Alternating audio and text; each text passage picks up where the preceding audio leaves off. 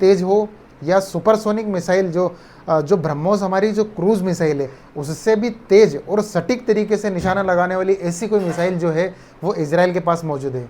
और क्या इजराइल इस प्रकार की मिसाइलों को भारत को ऑफर करने वाला है?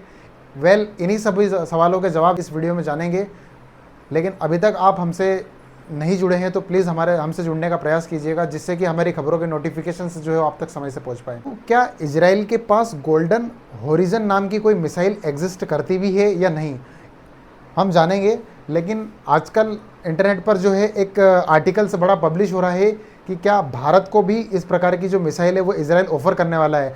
आने वाले टाइम में जो है प्रधानमंत्री जो नरेंद्र मोदी है वो उनकी विजिट इजराइल की होने वाली है। ऐसे में कई जो डिफेंस पैक्ट है वो भारत और इजराइल के बीच होने वाले हैं। तो क्या यह उम्मीद लगाई जा सकती है कि रक्षा के क्षेत्र में जो है भारत और इजराइल के मध्य जो डिफेंस पैक्ट होंगे उसमें गोल्डन होरिजन नाम की जो मिसाइल है वो भी कहीं ना कहीं जो है यदि एग्जिस्ट करती है तो क्या भारत को उसको परचेस करना चाहिए या इजराइल खुद आगे रहकर इस प्रकार की मिसाइल को जो है ऑफर करेगा? तो आपको याद होगा अभी कुछ समय पहले अमेरिका के कहने पर कतर पर जो है इजराइल ने एक बड़ा अटैक किया था।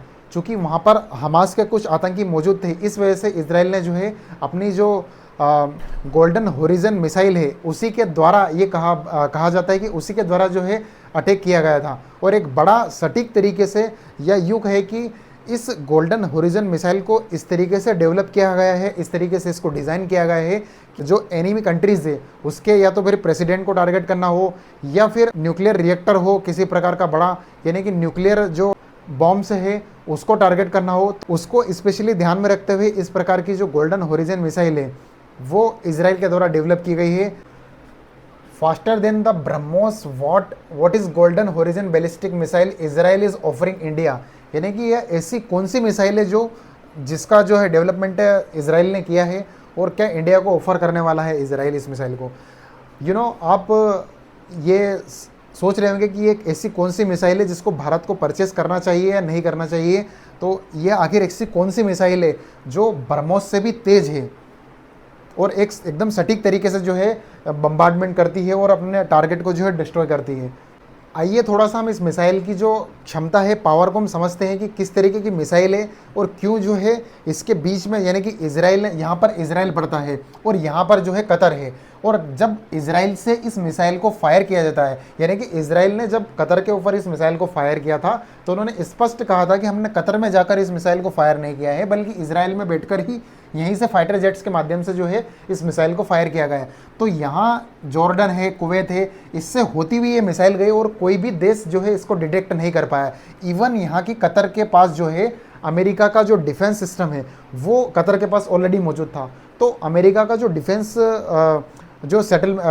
जो इक्विपमेंट है वो भी इस मिसाइल को डिटेक्ट नहीं कर पाया। और कतर के अंदर जो है हमास के आतंकी बैठे हुए थे, जो डीपली बंकर में बैठे हुए थे, उनको इस मिसाइल ने जो है डीपली तरीके से जो है डिस्ट्रॉय किया। और कहीं ना कहीं इस मिसाइल की खासियत ही यही है कि एक डीप तरीके से जब बम्बार्डमेंट करना हो, डीपली तरीके से जो है एक तरीके से किसी प्रेसिडेंट को, किसी भी एनिमी कंट्रीज के प्रेसिडेंट को टारगेट करना हो। अब बात यह आती है कि अगर इस प्रकार की मिसाइल भारत के पास नहीं है तो इस प्रकार की मिसाइल की आवश्यकता भारत में क्यों है और क्यों जो है ये ब्रह्मोस मिसाइल से अलग है। हम देखेंगे कि किस तरीके से जो हमारी ब्रह्मोस मिसाइल है वो ब्रह्मोस हमारी क्रूज मिसाइल है और ये गोल्डन होराइजन नामक जो मिसाइल है ये एक बैलिस्टिक मिसाइल की तरफ जो है काम करती है। यानी कि बैलिस्टिक मिसाइल क्या होती है? बैलिस्टिक मिसाइल पहले एक लंबा पाथ तैयार करती है, यानी कि पहले ऊपर जाती है और फिर अपने टारगेट को वापस नीचे आकर के जो है डिस्ट्रॉय करती है। यानी कि एक तरीके से पहले जो बैलिस्टिक मिसाइल है वो अपनी यहाँ